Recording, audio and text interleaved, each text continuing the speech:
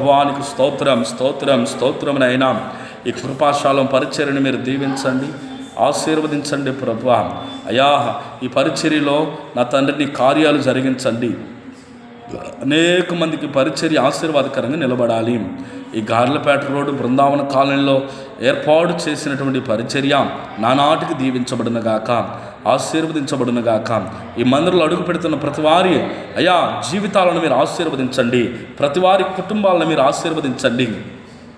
అద్భుతమైన నీ కృప, అద్భుతమైన నీ ఆశీర్వాదం, కృపాక్షేమాలు వెంట ఉంచి మీరే నడిపించి బలపరిచి భద్రపరచమని కోరుకుంటున్నాము. దేవా, నువ్వు నమ్మదగిన దేవుడివి యేసయ్యా, నువ్వు గొప్ప దేవుడివి తండ్రి, నీకు స్తోత్రాలయ్యా.